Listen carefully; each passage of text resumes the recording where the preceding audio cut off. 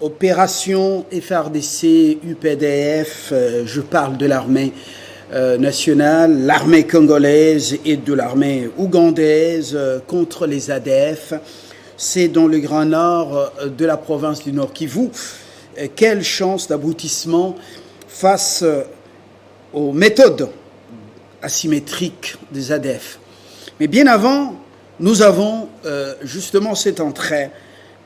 Entreprise publique, quel sort pour les mandataires testés négatifs par l'inspection générale des finances, alors que d'autres sont restés en fonction comme à la SNEL et à la Régie des eaux, après le passage de l'IGF, alors d'autres ont été sanctionnés, plutôt suspendus. Le rapport leur a donné raison en disant qu'ils ne sont pas impliqués. Alors quel sort pour eux autour de ces tables? Carlos Mopili, société civile, bienvenue. Merci. Mouchagaloussa Dieudonné, bienvenue également. Merci beaucoup Fabien. On commence avec vous, monsieur Mouchagaloussa. Les entreprises publiques, vous avez suivi. Le PCA, le DG de la SNEL sont en place, en attendant la nouvelle mise en place, confirmation ou justement appelé à d'autres fonctions, la Régie des eaux également.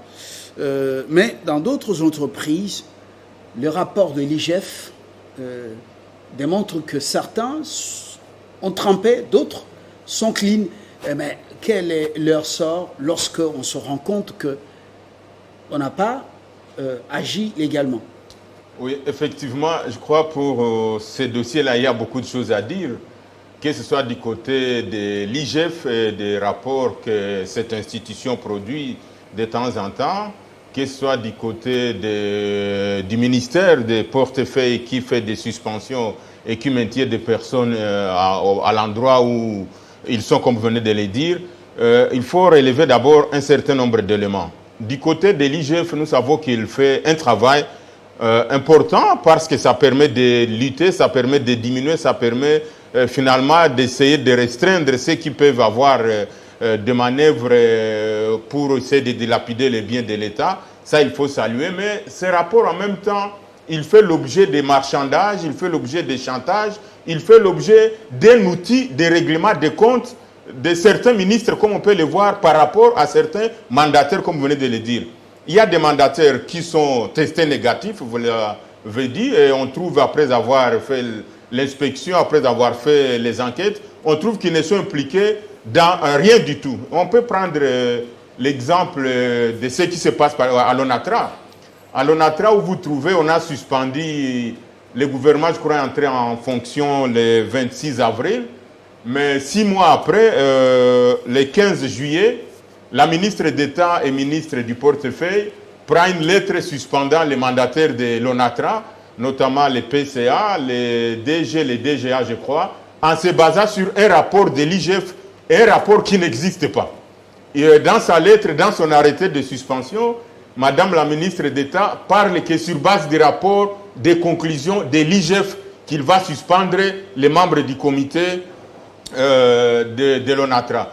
Malheureusement, 3 mois après, on est au 8 octobre, le rapport de l'IGF va sortir avec des conclusions où on trouve que parmi les membres suspendus, il y a un membre, le DGA, je crois M. Gabin Lolendo, si je ne m'abuse pas, qui n'était pas concerné par les conclusions et qui n'est pas concerné dans les conclusions contenues dans ce rapport. Pourtant, Madame la ministre l'a suspendu 3 mois avant sans qu'il y ait aucun rapport. Est-ce qu'on peut comprendre quelque chose?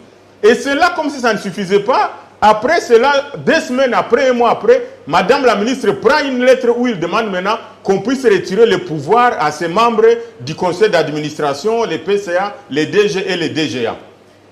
Et l'inspection générale des finances, l'inspecteur lui-même va confirmer dans les rapports que le DGA n'est pas concerné de quoi que ce soit. Il n'est pas trempé ni dans la malversation financière, ni dans aucun acte négatif en rapport avec la gestion de cette entreprise.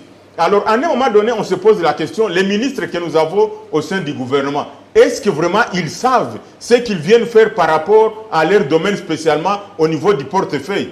Et donc, ça pose un problème. Et donc, je disais que le rapport de l'IGF commence à poser des problèmes où même les membres du gouvernement se servent de ces rapports pour sanctionner négativement des personnes qui ne sont pas concernées.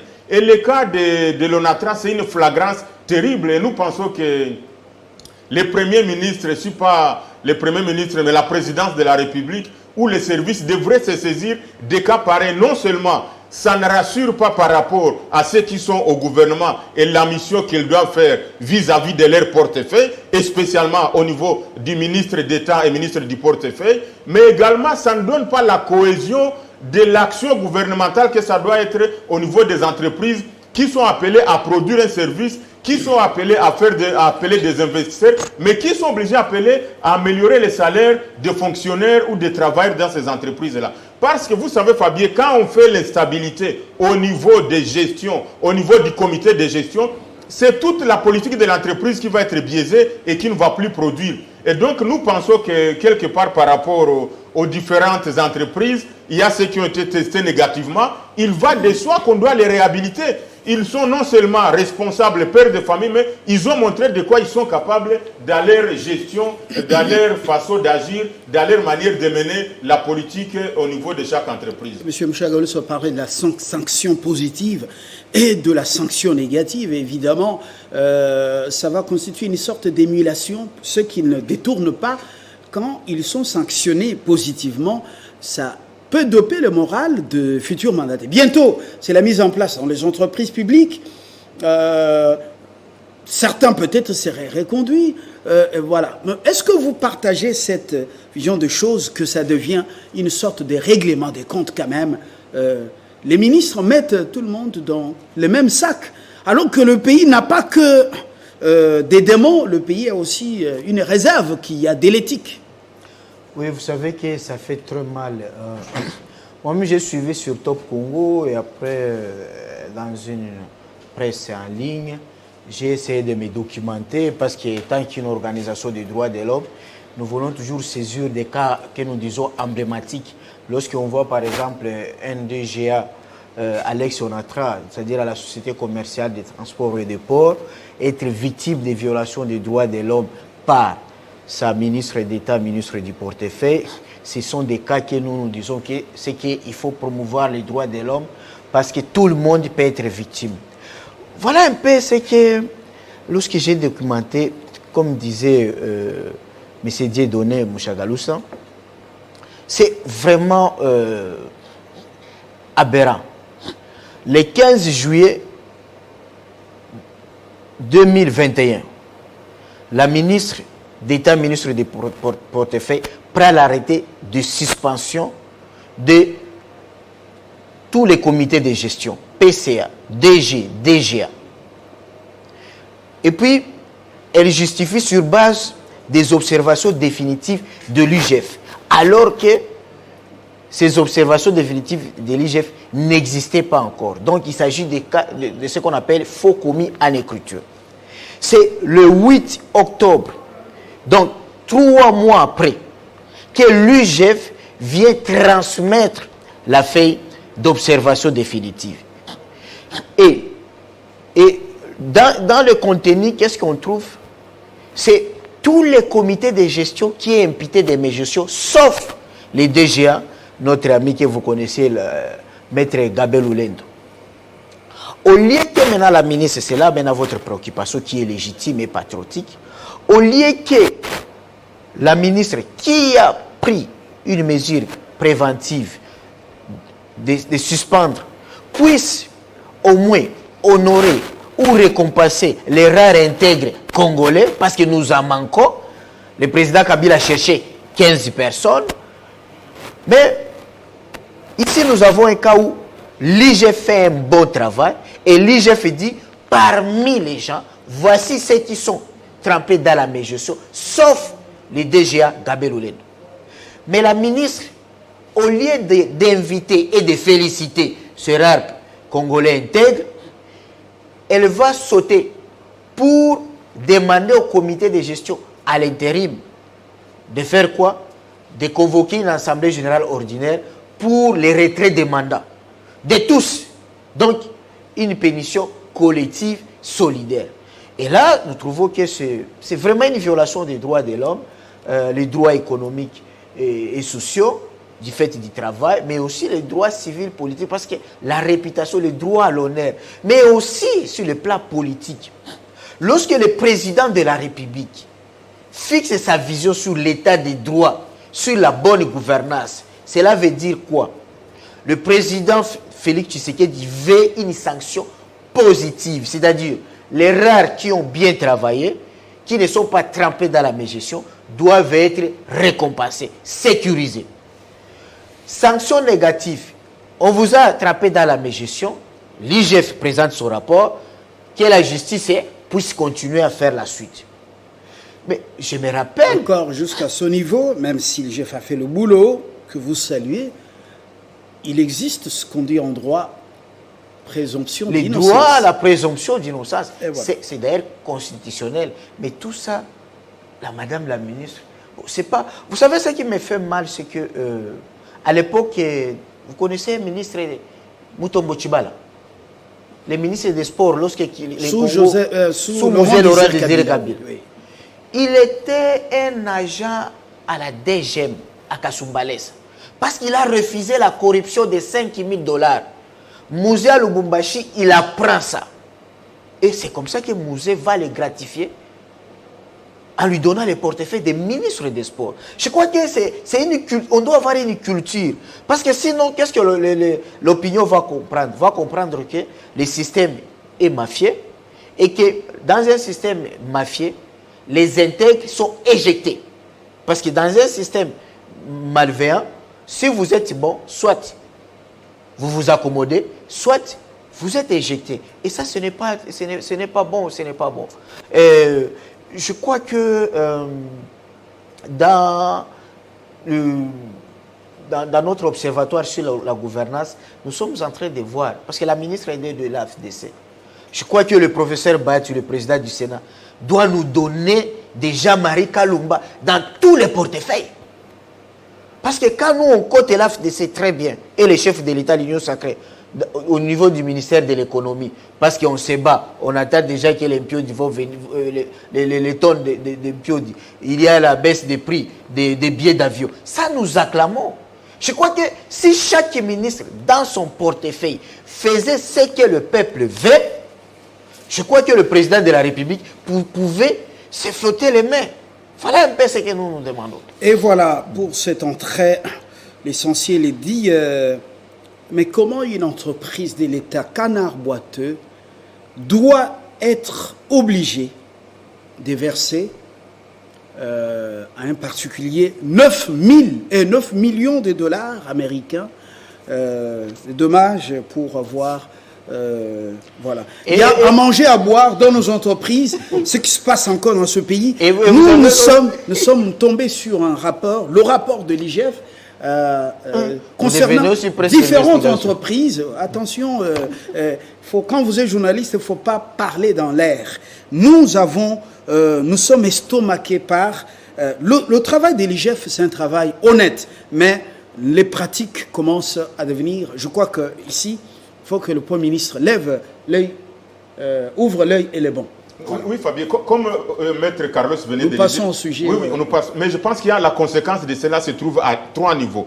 Il y a d'abord l'honneur de la personne qu'on a salie et qu'on ne veut pas réhabiliter alors que la personne là est intègre et c'est un bon gestionnaire. Donc ça pose problème par rapport au comportement de la ministre vis-à-vis de la personne Gabel Oulendo qu'on vilipende ou qu'on a suspendu illégalement. Il s'agit également d'un deuxième problème. Ça ne prouve pas la cohésion au niveau du gouvernement parce qu'on dirait qu'ils n'ont pas une vision par rapport à la politique qu'il faut mener vis-à-vis des entreprises. Et nous savons, l'ONATRA, les problèmes que cette entreprise a tout le temps. Quand on change les mandataires, même ceux qui font du bien, ça pose problème. Le troisième élément sur lequel je vais citer, il y a un conflit politique. Madame la ministre d'État, elle est de l'AFDC, Gabel Oulendo, elle est de l'UNC. L'impression que ça donne comme s'il y a un combat entre l'AFDC et l'UNC alors que pratiquement... Nous quittons ce terrain des conflits politiques. S'il vous plaît, une leçon morale, s'il vous plaît, patron. Je vais dire ceci au président de la République. Excellence. Les cas comme ça. Qu'est-ce que, par exemple, si la femme de Gabin ou même son frère ou celui qui lui avait amené un cop il va lui dire, au monisco suki, yo boyi kanyaka, baninga no bandimi, bakena ba millions, yo musantu, kibusantu no suki wapi. Ça n'encourage pas l'intégrité dans 9 notre pays. 9 millions de dollars. Voilà. Opération FRDC UPDF contre ADF dans le Grand Nord du Nord Kivu. Quelle chance d'aboutissement face aux méthodes asymétriques, alors que les deux armées sont dans une approche conventionnelle. Moucha Galoussa. Oui, je suis bien placé pour dire cela parce que moi-même je m'excuse, première fois de dire que je suis de l'Est. Et donc nous subissons, la population de l'Est souffre énormément.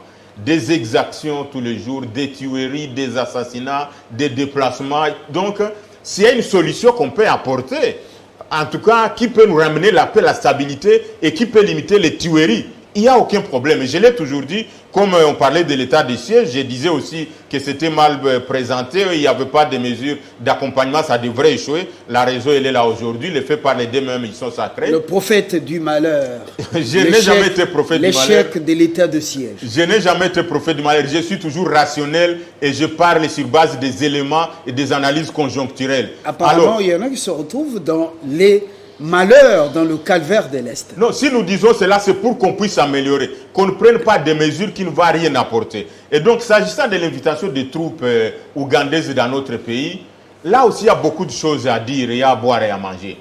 On se rappelle que l'Ouganda est parmi les pays qui ont mené la guerre sur notre territoire contre les Rwandais à Kisangani. Et il y a toujours des séquelles qui sont restées dans la mémoire collective des Congolais. Et qu'on puisse les amener pour dire venez maintenant rétablir la paix, venez maintenant chasser les ADF, venez maintenant ceci ou cela, ça pose quand même problème. Ça pose un problème réel, d'autant plus que d'abord ils ont mené la guerre chez nous, on les a condamnés pour pouvoir dédommager la RDC, jusque-là ça n'a jamais été fait. Et donc pour les gratifier maintenant on dit non seulement vous ne payez pas, mais on va oublier ce que vous avez fait comme tuerie, comme massacre, venez encore une fois chez nous pour nous aider à rétablir la paix, à lutter contre l'insécurité ou à chasser les ADF, comme si notre armée quand même, les disons-le Fabien, l'armée congolaise, s'il faut le dire, à un moment donné, on est monté en puissance, on est arrivé, je crois, à la 10e position. En 9e. 9e position. Aujourd'hui, maintenant, on est à 14e. Aujourd'hui, on est maintenant à la 14e position. Selon quelles statistiques? Hein? Vous racontez des histoires à la télé quand même. Et nous étions dans le top 10 jusqu'à il y a plus d'une année, nous étions déjà 8e. Alors, vos statistiques, je ne sais pas, ça relève de quelle maison? Vous savez qu'il y a trop de maisons de sondage non crédibles. On revient à vous. Oui, on revient sur... C'est tout ce qui vient de là. S'il vous plaît. Bon, disons cette position que nous avions quand même, ça prouve à suffisance que nous avons des hommes que s'ils sont motivés, si on les dote des matériels suffisants, ils peuvent quand même nous rendre un bon service en termes de la défense de l'intégrité du pays, mais en termes aussi de la chasse, en termes de combat, en termes de tout ce qu'on peut faire pour la restauration de la stabilité et de la paix à l'est du pays. Mais inviter une armée étrangère sans avoir consulter aussi, si je dois le dire, le deuxième élément, sans avoir consulté les peuples ou sans avoir fait un débat sur cet aspect, ça pose quand même problème et ça pose des suspicions. Honnêtement, vous lisez beaucoup les textes légaux du pays. Est-ce qu'il y a une disposition constitutionnelle qui exige que le peuple soit consulté par référendum? Mbosso et Bati ont clairement éclairer l'opinion et les peuples congolais. L'initiative est partie du Parlement. Non, je sais que vous avez une lecture croisée. Moi-même, je suis juriste. S'il vous plaît. Je vais vous dire ceci. L'initiative est partie du Parlement. Bati Lukwebo l'a dit hier, lors de la plénière, autorisant la 13e prorogation.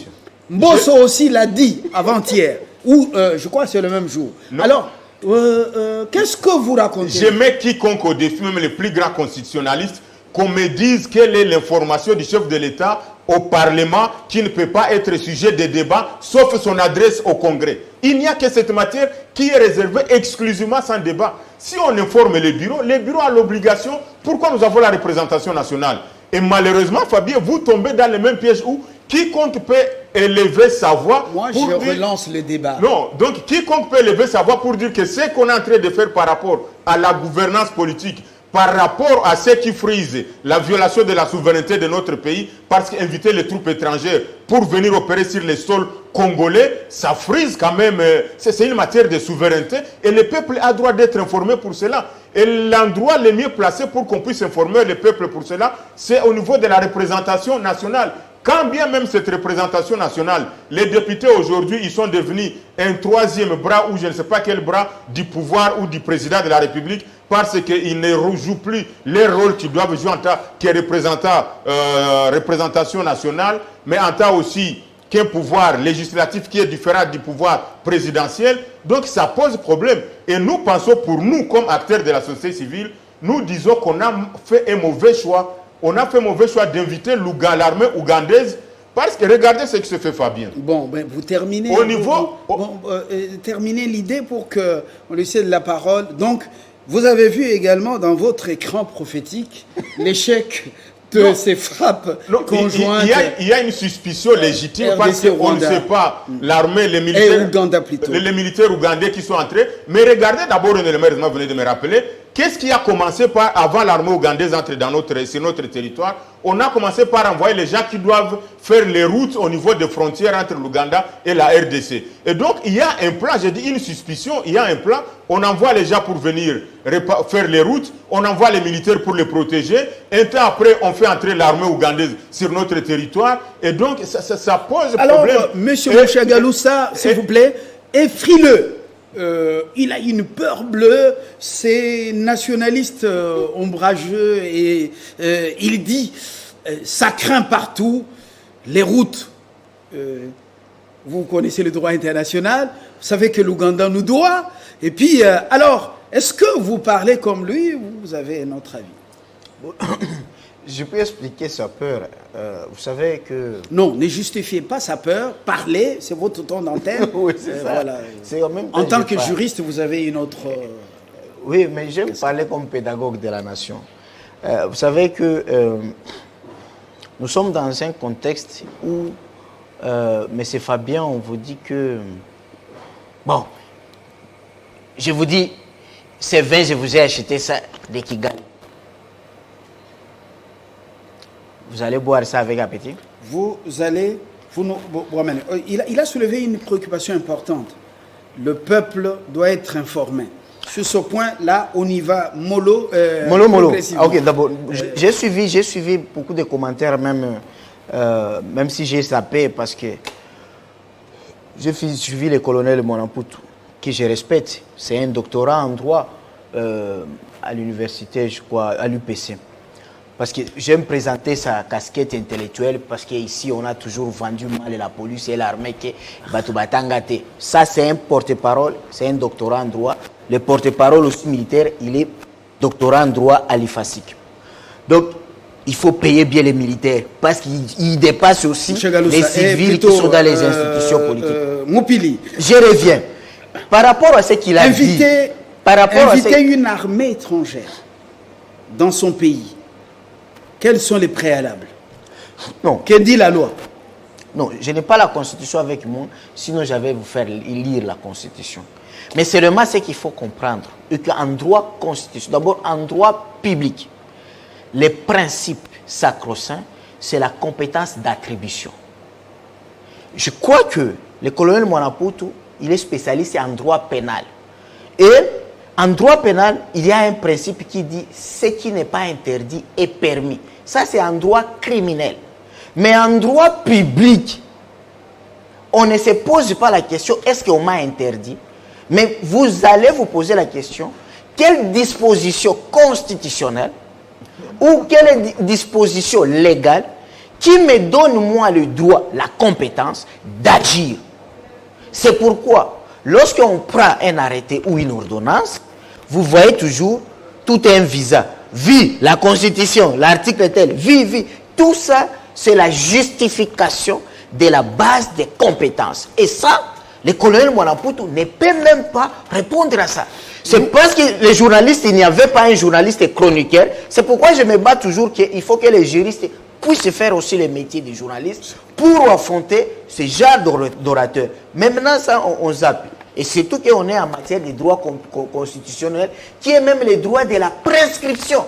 Cela veut dire quoi? On ne zappe pas. Vous êtes ceinture jaune. Ceinture noire. Ah, pourquoi? Ceinture noire. On vous réveille du sommeil. Oui. On vous pose la question. Le président de la République, dans ses attributions, à la lumière des textes de loi, à la lumière de la Constitution, a-t-il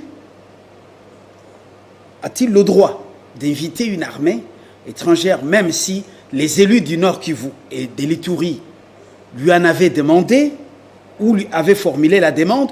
Vous regardez cette caméra, vous répondez aux téléspectateurs, laissez-moi un peu calme.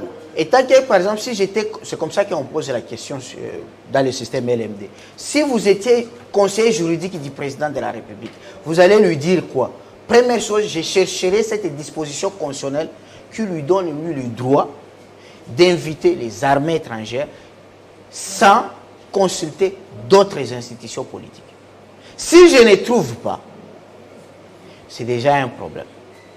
Deuxième chose, ce n'est pas parce que les députés ont demandé. Les députés ont demandé aussi la suppression des rames. Les députés ont demandé aussi beaucoup de choses. Les mêmes députés de l'Est, ils ont demandé l'évaluation de l'état du siège. Ils ont demandé qu'on relève les commandements. Mais ils n'ont jamais été compris. Au contraire, M. Mbosso les a accusés d'être les patrons des milices armées. Donc ce n'est pas ça la raison. Mais aussi, moi je dis ceci. Quelles sont les forces nous sommes dans une situation. Nous sommes dans une situation. Comment on appelle ça, de cette coalition? Je peux parler de la conjugaison des efforts, mutualisation des efforts. La simple chose, c'est de dire, si c'était l'armée brazzavilloise, si c'était l'armée française, est-ce qu'on pouvait spéculer? Je crois que non. La petite peur qui existe ici, ou la grande peur, c'est tout simplement parce que les troupes ougandaises ont envahi la RDC à un certain moment, ont occupé l'Est sans anéantir les ADF. C'est-à-dire depuis 1998 jusqu'en 2002. Deuxième peur, c'est que après l'affrontement entre deux armées étrangères, l'armée rwandaise et l'armée ougandaise, le Congo en 2003 a saisi la Cour internationale de justice et celle-ci a condamné l'Ouganda pour paiement de 10 milliards de dollars. Ce qui fait que si même l'Ouganda nous donnait 3 milliards de dollars et qu'on affectait ça dans le budget de la défense, on n'aurait pas besoin même de son intervention. Troisième niveau, c'est qu'on connaît que pendant l'invention du Congo, la guerre d'agression, l'armée ougandaise n'a pas commis des crimes de telle manière comme l'armée rwandaise. Mais il y a une enquête et un rapport où on avait parlé de 1200 identiques ougandais qui sont venus perpétrer le sida dans la province orientale. Et ça, vous connaissez les conséquences qui ont suivi après. Le rapport de quelle structure? CIPLA. Troisième chose, c'est pour dire quoi? Aujourd'hui, l'armée ougandaise, c'est une armée qui vient d'une révolution. Elle sait faire des opérations de charme. Si ça arrive que l'armée ougandaise obtient la victoire et anéantit les ADF Nalu, on va dire merci. Mais on va dire merci à qui? Merci au FARDC, merci à l'armée ougandaise. Je crois que cette gloire de cette victoire risque de revenir au président Museveni et de son armée. Ce qui est grave dans l'avenir, c'est quoi? S'il y a encore recrudescence des ADF, les peuples de l'Est vont dire Tosengili sous armée ougandaise. Donc l'armée ougandaise peut apparaître comme l'armée de libération. Et là, avec tout ce qu'on a peur de l'esprit de balkanisation, si déjà les gens de l'Est considèrent l'armée ougandaise comme une armée de libération, une armée de sauvetage, ah bon, ça sera impossible pour bloquer les ambitions de balkanisation. Mais il faut accepter, il faut reconnaître que les FARDC nous avons une armée. Ce n'est pas parce qu'on fait des sondages. Lorsqu'on nous avait classé même 9e, j'avais dit non. Pour ce qui concerne la guerre terrestre, mais c'est Fabien, je vous dis, tout en plaçant la main ici, à la poitrine, pour dire là où Jésus, on l'a poignardé. Dans un affrontement terrestre, sans avion de chasse, vous voyez les commandos ici de la garde républicaine, les Simbamura. L'instructeur nord-coréen vous dit, un commando type nord-coréen est 4 fois que marin c'est américain, 10 fois que marin c'est français. Et ça, c'est une réalité. Nous avons une armée parce que ce sont des anciens, certains sont des anciens guérillos qui ont été formés à l'État, officiers du terrain, et ils ont l'expérience de la guerre. Mais ce qui nous manque, c'est l'amour de la patrie, c'est l'organisation. Et aussi avec l'article 62-63 de la Constitution, nous pouvons nous organiser par les forces d'autodéfense populaire. Parce que la Constitution donne un devoir sacré à tout Congolais de défendre son territoire si le pays est en guerre. Merci Moupili Carlos.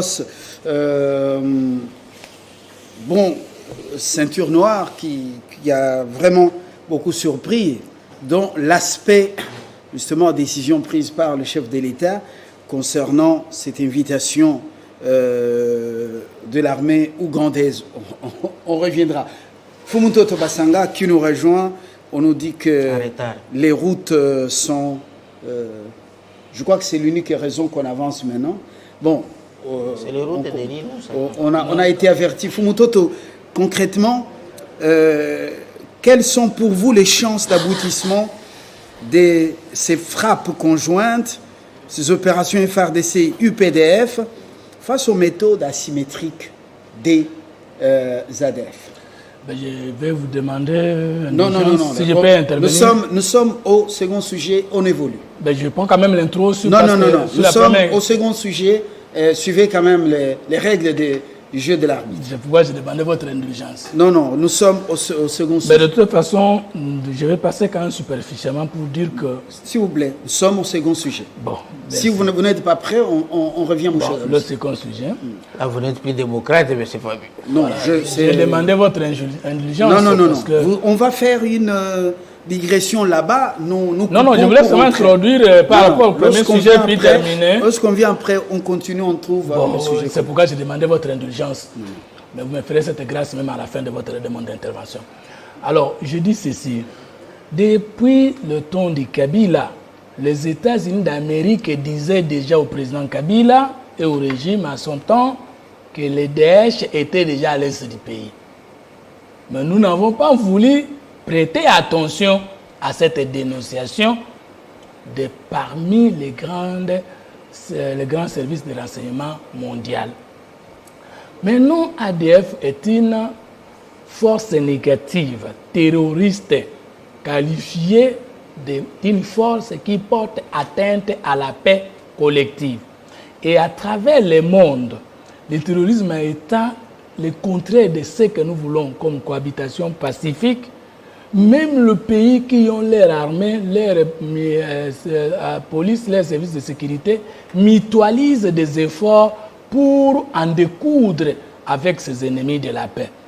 Aujourd'hui, nous devons être contents de trouver que les Congolais doivent découvrir qu'il y a échange de renseignements.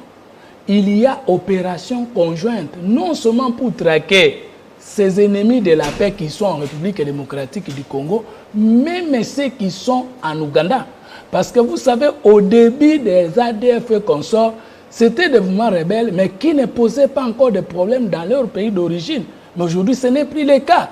Nous pensons qu'il n'y a pas incompatibilité, il n'y a pas divorce au sens plein du terme entre les temps d'urgence engagés par le président de la République et de l'état de siège. L'état de siège, s'il vous plaît. Merci, je m'excuse. Entre l'état de siège engagé par le président de la République et toutes les institutions de la République, voire le peuple congolais, et les opérations conjointes avec les Ougandais. Il y a un problème, les gens confondent les choses. Nous avons la CIJ et la CPJ, la CPI. La CIJ comme... Est-ce que vous ne parlez pas de la CPJ, de la CIRGL? Non, je parle de Cour internationale de justice. Ah, voilà. Contrairement à la Cour pénale internationale de justice. Non, Cour pénale internationale. Est-ce que vous pouvez me laisser parler? J'ai dit CIJ et CPJ. C'est ce que j'ai dit. Maintenant, l'Ouganda a été condamné dans ce tribunal entre États. Et l'Ouganda doit nous payer. Il revient à la République démocratique du Congo d'activer les mécanismes pour l'exécution du jugement. Mais cela ne nous exonère pas de notre obligation de négocier sur d'autres paliers diplomatiques avec le pays de la sous-région. Parce que les bases internationales, les bases légales, les bases diplomatiques qui nous lient au niveau de l'Union africaine, au niveau de la Surgère, au niveau nous exigent une cohabitation pacifique. Quant à la crainte de dire, mais ces officiers, ils vont entrer ici, est-ce qu'ils ne vont pas porter atteinte à nos minéraux? Est-ce qu'ils ne vont pas porter atteinte à notre sûreté? Est-ce que... Oui, la crainte doit être... Selon M. Galoussa, les routes ont été construites sur les parts et d'autres des frontières, tout simplement parce qu'on prépare la balkanisation et que maintenant l'arrivée de troupes ougandaises, c'est la mise, comment on appelle, la mise en œuvre de cette balkanisation. Il craint fort. Apparemment, vous êtes en train de l'apaiser. Mais justement, souvent nous utilisons le concept à tort et à travers. La balkanisation, c'est une volonté interne des membres d'un État qui trouvent des raisons sociologiques, historiques de se diviser et qui peuvent recourir à des forces étrangères. C'est ça, balkaniser. C'est-à-dire l'éclatement d'un pays à plusieurs, à l'initiative interne, comme Corée du Nord, Corée du Sud, comme Soudan du Nord, Soudan du Sud. Mais ici, il ne s'agit ni de l'incursion, ni de la conquête, ni de l'expansion rwandaise en République démocratique du Congo, ougandaise. Il s'agit d'une collaboration officielle entre des États pour traquer les ennemis communs de la planète, qui sont des terroristes. Alors maintenant... Est-ce que le président, avant de prendre cette décision ou d'autoriser, de répondre positivement à l'offre de l'Ouganda, il devait constitutionnellement procéder de quelle manière? Merci beaucoup pour cette question, vous venez de me sauver. Le titre 6 de la Constitution de la République, l'article 213 dispose: le président de la République négocie et ratifie des accords internationaux. L'alinéa dit après avoir ratifié ces accords qui ne sont pas conformes avec ceux qui sont stipulés dans l'article 214, le président de la République en informe l'Assemblée nationale et le Sénat. Donc le président de la République, en faisant cet accord des opérations conjointes, n'a énervé aucune disposition de la Constitution. Parce qu'il ne s'agit pas des accords qui figurent dans l'économie de l'article 214 de la Constitution, qui exige une loi avant la pénétration des troupes étrangères dans notre pays. Il ne s'agit pas non plus aussi de simple collaboration entre le Ouganda et la République. Il s'agit de deux pays qui mutualisent les efforts face à l'ennemi commun de la planète. Donc le président de la République n'a violé aucune disposition de la Constitution, aucune pratique diplomatique, ni aucune disposition du droit international public. Donc c'est encore davantage conforme. Nous allons veiller pour que ceux qui nous ont endeuillés hier, les Ougandais, les Rwandais, et qui aujourd'hui avec nous dans le cadre des opérations conjointes, ne puissent pas aller au-delà. Et d'ailleurs, lorsqu'on vous invite dans un pays pour mutualiser les efforts, les modèles de conduite, les schémas des opérations, c'est d'abord l'armée qui vous a invité. Nous n'allons pas donner aux amis de dire « prenez le commandement, dirigez-nous, c'est votre pays ». Donc, des données, je vous appelle qu'il n'y a jamais eu volonté négative de Tshisekedi de saboter la souveraineté nationale, non plus l'intégrité du territoire national. Je ne pense pas que vous n'allez pas me répondre. Mais je pense très bien qu'aujourd'hui, il faut féliciter le chef qui a dit qu'il ne saura pas se réjouir de son mandat si la guerre va continuer à l'Est. Et tous les moyens que nous allons utiliser, surtout que ceci ne viole pas les textes légaux, nous allons soutenir les chefs pourvu que finalement on puisse dire c'est grâce à Tshisekedi que Buzoba est ici là. Fumutoto, ce que Kabila n'a pas fait en 18 ans, une certaine opinion reproche à Tshisekedi de précipiter les choses pour qu'en 3 ans, ce projet macabre puisse être mis à musique. C'est ce que les gens ont même chanté dans une chanson qui est sur la toile. Est-ce que je peux terminer là-bas? Oui, parce que vous êtes le seul à voir ce point de vue. Kabila n'était ni Dieu, ni le diable pendant sa gestion. C'est un homme qui a eu des qualités, c'est un homme qui a eu des défauts. Les prendre comme modèle, c'est-à-dire, là où il a échoué, personne ne peut échouer, personne n'est indispensable. Diaboliser ce qu'il a fait, ce n'est pas normal.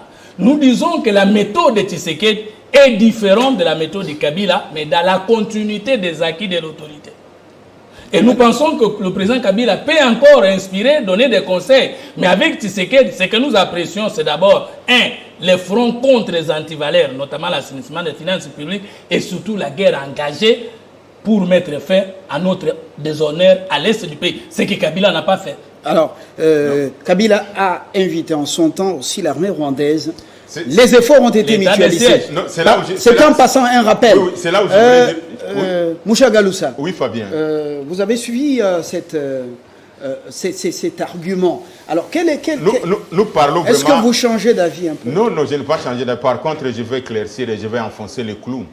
Je comprends mon ami Fumutoto, mon frère, mon ami d'ailleurs. On se parle beaucoup, on échange beaucoup. Il a aujourd'hui la casquette politique, il ne peut que caresser dans le sens du poil le pouvoir. Mais disons que cette affaire-là, elle est vraiment gravissime. Comment c'est gravissime? Parce que je continue à le dire au Fumutoto, là, je mets quiconque au défi, qu'on me dise quelle est la matière qui ne peut pas faire sujet des débats au niveau du Parlement, à part l'adresse du chef de l'État au Congrès. Et donc, le chef de l'État, en informant les bureaux, pour une question qui touche la souveraineté du pays, on devrait débattre cette question au niveau du Parlement, que ce soit à l'Assemblée ou au Sénat. La preuve en est que dans l'autre pays, l'Ouganda, on a débattu cette question au Parlement ougandais. Qu'est-ce qui nous empêcherait de débattre sur cette question ici chez nous? Et donc, en disant cela, vous êtes en train d'induire, et malheureusement, je l'ai toujours dit, dommage, le président de la République n'a pas beaucoup de chance parce qu'il n'a pas de gens qui peuvent lui dire la vérité. Vous avez d'abord fait l'état de siège. L'état de siège a échoué. Et vous invitez les troupes armées ougandaises dans un état de siège. Donc c'est encore grave. Si c'était dans une situation normale, on comprendrait. Mais dans un état de siège... Mais il a évoqué certaines dispositions constitutionnelles. Article 213. Non, oui. Même 214, on va les lire. Monsieur Moucha Galoussa, nous sommes au niveau des débats d'idées, non pas des individus. Est-ce que les arguments qu'il a avancés ne vous ont pas fait changer d'avis? Non, c'est ce que je suis en train de dire, Fabien. De l'autre côté, en Ouganda, on a débattu de cette question. Comment est-ce que nous allons envoyer des troupes, nos militaires dans un autre pays? Le Parlement a débattu sur cette question. Qu'est-ce qui nous empêchait ici en RDC de débattre sur cette question? Mais on a fait ça comme si on fermait, comme si c'était une surprise. On a surpris. Et d'ailleurs, on a appris que... Même le ministre a caché. Oui, oui. Et vous avez suivi d'ailleurs, merci d'ailleurs, maître, vous avez suivi le ministre porte-parole du gouvernement, Patrick Mouyaya, qui a commencé par le tâtonnement pour dire non, les troupes ougandaises ne sont pas au pays, les troupes ougandaises, il y a évolution. Et donc, ça prouve à suffisance que cette action n'a pas été bien mûrie, n'a pas été bien réfléchie, n'a pas été planifiée, mais on l'a fait par surprise. Je te donne la preuve, Patrick Mouyaya l'a dit. Je te dis qu'au Parlement ougandais, on a fait le débat sur ça. Je te remets maintenant dans l'histoire, Fumutoto, parce que je sais qu'il était long. Parlez de la Constitution. Quand Joseph Kabila avait invité les troupes rwandaises, vous connaissez quel est le parti qu'il avait accusé de trahison?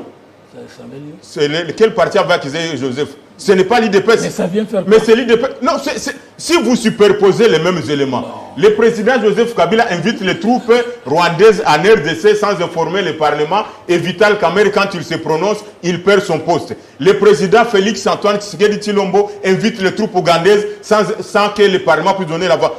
Mais quelle est la Constitution? Non, nous sommes dans la Constitution, nous devons parler aussi des faits historiques. Mais vous violez la Constitution. Non, je vais te lire l'article 213 et 214. Nous allons lire cela.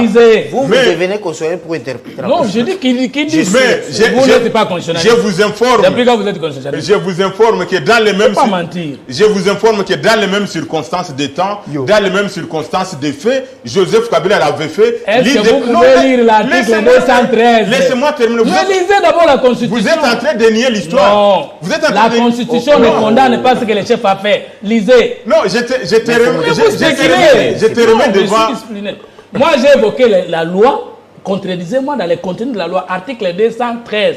Le chef de l'État négocie et ratifie les accords internationaux. L'alinéa 2, il en informe l'Assemblée nationale et le Sénat. Informer ici ne veut pas dire consulter. Maintenant, contredisez-moi dans les contenus. Mais je suis en train de te contredire. Non, mais tu es dans les racontages. Je te donne d'abord les faits historiques. Non, parlez d'abord de la loi. On va lire, trouver la Constitution. Non, vous l'avez là-bas. On va lire. Vous avez dit que vous l'avez. Non, ça n'arrive pas à télécharger. Alors, mais trouve ça. Alors, j'étais en train de dire, Fabien, qu'il ne faut pas qu'on continue à caresser le président dans des histoires qui vont lui faire perdre les deuxièmes mandats alors qu'il pourra l'obtenir facilement si il arrive à rectifier un certain nombre de choses. Cette affaire, elle est grave. Je suis de l'Est. Je peux vous dire que c'est une occupation qui est en train de se faire d'une manière lente. Et si on ne tire pas beaucoup d'attention, effectivement, ça va déboucher sur la balkanisation parce qu'on est en train de frustrer les gens. Ça va déboucher. Non, non. Je suis citoyen congolais. Quel est le peuple qui est opposé à l'entente? S'il vous plaît. Vous n'êtes pas mon assistant. Non. Quel est le peuple congolais de l'Est qui a manifesté contre les frappes conjointes? L'ensemble de la population congolaise est frustrée par cette affaire. Et je vous donne l'information. Soyons honnêtes. Et donc, non, ça veut dire ceci. On est en train de pousser la population de l'Est à une frustration, à une révolte, pour que finalement ils disent, nous voyons que Kinshasa nous a vendu, c'est moi qui vous l'ai dit. Ça s'est dit. Non, effectivement, c'est vous qui voulez diviser le pays parce que vous voulez pousser les gens à la révolution, vous voulez pousser les gens au refus des autorités de Kinshasa, vous voulez pousser les gens à la désobéissance par rapport à ce qui est en train de se faire parce qu'on constate, on est en train de remarquer Kinshasa est en train de faire occuper la partie Est lentement, mais sûrement avec des éléments que je suis en train de vous donner. Et donc, il faut rectifier, mon cher ami. Le Congo restera une et indivisible dans toute sa diversité et sa multiplicité culturelle. Et donc, il ne faut pas pousser les gens à l'extrême. Et donc, cette affaire de faire venir et les Rwandais et les Ougandais sur le territoire congolais, vous devez y réfléchir 3 et 4 fois. Merci. Je sais que vous êtes des lignes sacrés, mais ce n'est pas votre avantage. Diodene Mouchagalousa, merci. Les Rwandais n'ont pas été invités, s'il vous plaît, n'ont pas été invités chez nous. Nous sommes à la télé, il faut qu'on raconte des choses. On est en train de les donner aussi des concessions minières. S'il vous plaît, racontons des choses qui tiennent la route. Les accords, on y reviendra. Oui, je suis en train de me documenter. On y reviendra. Monsieur Moupili, vous avez suivi Fumutoto. Bon, voilà, dans un premier temps un peu juriste. Il est plus politologue. Dites-moi, apparemment, il a plus d'arguments qui détrônent les vôtres, là. Est-ce que vous avez l'impression? Non, c'est le constat que je fais. Non, vous avez eu un peu plus de temps, mais vous n'avez pas démontré. Non, vous savez, je ne vais pas le raconter dans ce débat quand il lit la Constitution d'une manière isolée. Or, lorsqu'on lit une disposition constitutionnelle, il faut avoir une approche systémique. Donc la compréhension doit être systémique. Et aussi, lorsqu'on entre dans la méthode d'interprétation des textes, il y a ce qu'on appelle l'interprétation littérale, c'est-à-dire à la lettre. C'est ce que lui il est en train de lire et de comprendre ça en français. Or, la Constitution s'écrit dans le langage juridique. Justement, ça dit quoi selon vous? Voilà ce que Fumutoto lorsqu'il dit.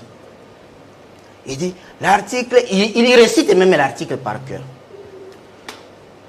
Le président signe, ratifie les accords, les traités, et puis il informe. Mais c'est Fumutoto. Le président peut signer, oui. C'est comme le président, il a le pouvoir de signer les ordonnances d'investiture des gouverneurs. Mais avant qu'il signe, dans la procédure, on détermine s'il s'agit de pouvoirs propres ou de pouvoirs partagés. Les pouvoirs propres, c'est ce qu'on appelle pouvoir discrétionnaire. Les pouvoirs partagés, on dit des compétences liées. C'est pourquoi vous verrez, quoique le président a le pouvoir de signer les ordonnances pour nommer le magistrat, mais il n'appartient pas à lui le pouvoir discrétionnaire de choisir les magistrats. Il parle de l'information. De quelle information dans le droit constitutionnel? Cela veut dire, après avoir signé ces accords, même si, admettons, dans les cas de figure qu'il a le pouvoir discrétionnaire, Mais il informe comment? Fumutoto peut me dire le président a informé le président Batou Mbosso au téléphone. Il les a appelés chez lui, au bureau. Quel jour le président les a informés? Par quelle manière? Il peut me montrer la lettre de transmission que voici l'accord qu'on a signé avec l'Ouganda et voilà la lettre de transmission des dossiers. C'est ça informer, nous sommes en droit administratif. C'est ça la correspondance administrative, M. Fumutoto. Et ça, vous connaissez ça et je crois vous enseigner ça. Quand vous allez prendre votre parole, expliquez-nous dans quel moyen le président a informé le président Mbosso et le président Basti. Je reviens. J'ai suivi le président Kaguta Museveni, que j'admire. J'admire Kaguta Museveni, j'admire Paul Kagame. Ce sont mes modèles. Si moi je suis président, je vais gérer allons tout droit. Laissons le débat des individus. Vous avez... Ce sont les présidents qui ont donné la valeur, une bonne image de leurs États. Et leurs États, quoique petits, deviennent des États les plus respectés de l'Afrique. Donc ce sont des bons présidents pour leur peuple. Il dit ceci par rapport à la Somalie. Je crois Somalie ou Éthiopie. Somalie, oui. Somalie. Un pays qui n'a pas une armée pour sa défense, c'est comme un corps humain qui a le sida. Donc ça manque un système immunitaire. Ne soyez pas fiers parce que vous êtes un papa infécond et vous prenez le voisin, vient engrosser ma femme, mais vous verrez que le père là sera le père des deux familles. S'il vous plaît, un peu. On s'adresse à un public qui a besoin également de. Vous êtes un pédagogue, vous le dites. Je suis un pédagogue notable. Nous n'avons pas remis en cause ici les capacités de notre armée.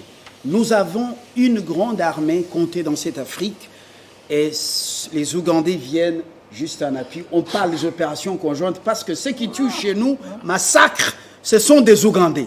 Alors, un peu plus de patriotisme, s'il vous plaît.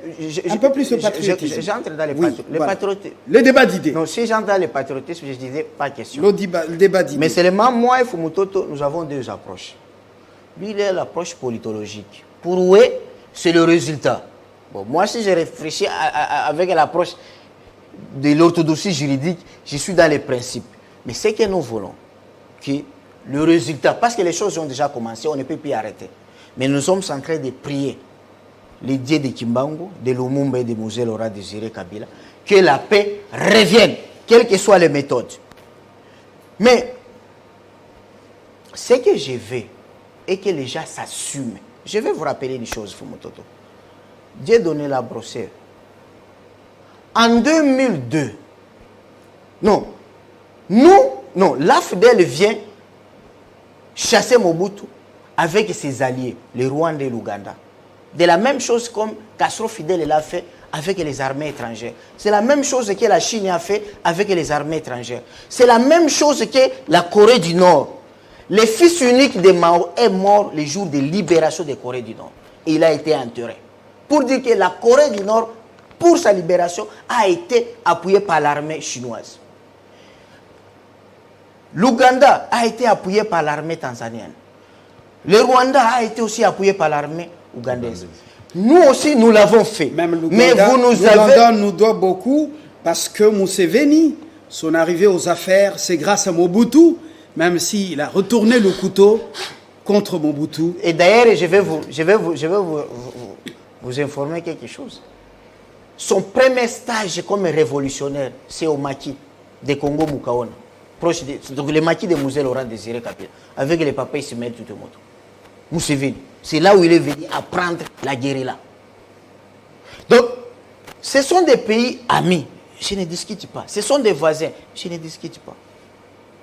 Mais la question ici, je crois qu'il faut s'assumer. L'AFDEL vient avec les Rwandais et les Ougandais. Après un certain temps, c'est le fait Papa Etienne Tshisekedi, paix à son âme, qui demande la facture de guerre. Il faut retirer les armées. Pendant que dans la caisse, il n'y avait qu'une dette de 14 milliards de dollars. Donc, il n'y avait pas aussi l'argent pour payer les armées alliés. Et après Mosé, une année, il décide de les chasser ou de les faire retourner. On nous fait la guerre. Quand on nous fait la guerre, avant la mort de Mosé, dans les territoires occupés par le gouvernement. Mouzé n'a laissé aucun Rwandais. Aucun Rwandais. Même de 50%. Voilà. J'ai dit ça. Mais en merci, 2002, merci. c'est très important. Vous plaît, En 2002, les faits Etienne Tshisekedi, pour sauver, selon lui, les dialogues, il crée ce qu'on appelle Alliance de sauvegarde des dialogues.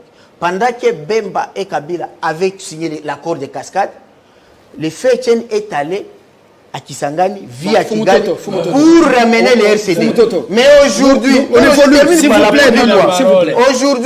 l'UDPS la ne guerre, veut pas les méthodes. Si le RCD est venu, c'est parce que l'UDPS qui l'a voulu. Les méthodes, s'il vous plaît, les méthodes des ADF sont connues. Massacre, on a des images qu'on ne peut pas balancer ici. Égorger nos frères, les mamans, vous connaissez, ça fait autant d'années. Ce n'est pas une guerre conventionnelle. Voilà. Les deux armées sont dans une guerre conventionnelle. On nous dit que les Ougandais, à partir de chez eux, ont pilonné les positions de fameux ADF dans la forêt. Alors, quel résultat auquel on doit s'attendre? Deux armées conventionnelles, dans une approche conventionnelle, face aux méthodes asymétriques dont a parlé Chokitundu dans le temps, et à Addis Abeba, et à Washington, et à New York. Voilà. Et même aujourd'hui, l'ONU est incapable, plus de 20 000 hommes, incapables au-delà de 20 ans, de vaincre les groupes armés et avec les drones. Les autres. Il y a plusieurs approches. Soyons réalistes. Article, Maître Carlos, je n'ai jamais accepté votre prétention de droit. Il faut pas, la Constitution, ce n'est pas le droit, c'est une loi. La Constitution dit nul n'est censé ignorer la loi. Ça ne veut pas dire que tout le monde devient juriste. S'il vous plaît, je n'ai pas interprété la disposition de la loi, je n'ai pas qualité de faire, je ne suis pas légiste. N'oubliez pas ma question. Non, je suis dans la question, mais que je le raconte sur vous-même. Il y a l'interprétation doctrinale. S'il vous plaît, article 213, le président de la République négocie et ratifie les accords internationaux. Article 2, il en informe l'Assemblée nationale et le Sénat. Vous me posez la question comment, mais c'est par correspondance administrative. Vous devriez vous poser la question. C'est donc moi qui devais vous poser la question. Le président du Sénat et de l'Assemblée nationale vous ont-ils dit qu'ils n'ont pas été informés? Il ne faut pas raconter les histoires. S'il vous plaît, j'étais calme quand vous êtes en train de parler. La compétence est d'attribution du droit constitutionnel. Maintenant que ce que le président a fait n'est pas interdit dans la Constitution, j'ai donné l'article 213 et 214. Vous voulez condamner pourquoi? Ça, c'est la première chose, ça n'a pas de sens. Deuxième sens, la portée internationale du terrorisme exige que même les pays qui ont les armées, les polices et les services de sécurité les plus rodés ont besoin de mutualiser les efforts en Irak et partout. Et vous avez donné beaucoup d'efforts ici. Maintenant, la faute de Tshisekedi, c'est d'imiter ce que les autres font pour que le Congo gagne. Ou bien, Kabila l'a fait, il est le seul à le faire, et si Tshisekedi le fait, ça devient antivaleur. Vous voulez chanter ce que Mouzé a fait comme ça. Mais Mouzé, 4 ans, tu sais que Kabila a fait 18 ans, 22 ans, est-ce que nous ont donné la paix à l'est du pays? Non, ce n'est pas ça le problème. Le problème, c'est que nous savons bien sûr que ce n'est pas une guerre facile. Non seulement parce que c'est une guerre qui a trop perduré, mais aussi parce que c'est une guerre asymétrique. Mais nous avons pris toutes les méthodes, toutes les cartes, comme le chef a toujours dit, sont sur table. L'état de siège, une étape, les opérations conjointes, une étape, le renseignement privé, public et mixte, une autre étape. Finalement, nous n'allons pas dire, parce que la guerre est terrible, parce que la guerre est difficile, nous n'allons pas combattre. Nous allons combattre. Vous avez arrêté plusieurs fois neutraliser des ADF. Ils vous ont donné des renseignements. Comment expliquer que ces enseignements ne soient pas capitalisés? La DEMIAP, l'ANR, les renseignements tirés des ADF dans leur mode opératoire. Pourquoi ça n'a pas payé pour neutraliser ces gens? Parce qu'à l'époque, contre le M23, Olenga Tété, François, a même utilisé des méthodes qui ont payé, infiltré le M23 jusqu'au Rwanda. Et vous avez vu la débâcle. Même si ça n'a pas payé, il n'a pas été reconnu comme le véritable héros de cette. Ça n'a pas payé parce que autant de Kabila sans nier les aspects positifs de sa gouvernance, il y avait l'indiscipline, il y avait la concussion, il y avait la gabégie, il y avait l'infiltration. il y avait des militaires, Kabila lui-même a dit des vendeurs de fonds. Et Mouzito est allé, une fois récemment nommé Premier ministre, est arrivé à Goma, son premier voyage. Il a trouvé les munitions de guerre de se vendre dans des boutiques. Autant de Kabila, ça ne pouvait pas réussir parce qu'il y avait l'impunité sur tout le plan. Mais avec Tshisekedi, il y a déjà une guerre engagée contre les antifascistes. C'est le premier président de la République à déclencher la guerre contre les antifascistes. Moi, je disais ici que même l'IGF doit faire bien son travail et que les politiciens doivent éviter de s'infiltrer derrière l'IGF, comme le cas par exemple le ministre du portefeuille qui a suspendu les DG, les DGA, les PCA de l'ex-ONATRA avant le rapport final de l'IGF, alors que l'IGF viendra donner le rapport final 3 mois avant la suspension. En retard, et aujourd'hui, le DGA Gabel Oulen, qui souffre inutilement, le ministre est en train de contredire l'état de ciel du chef de l'État. Non, c'est pour vous dire que le chef est derrière l'état de droit et l'assainissement des finances. Merci. On ne peut pas suspendre des gens inutilement et le maintenir dans la sanction inutilement alors que les documents le contredisent. Ministre du portefeuille. Merci Mopili, merci mon cher Galosa Fumutoto. C'est que je voulais seulement dire s'il vous plaît. Parce que Fumutoto a dit comme Kabila a fait venir merci des troupes à vous de nous avoir suivis. de trahison. Moi je n'ai pas prochainement, dit ça. un autre sujet. Au revoir.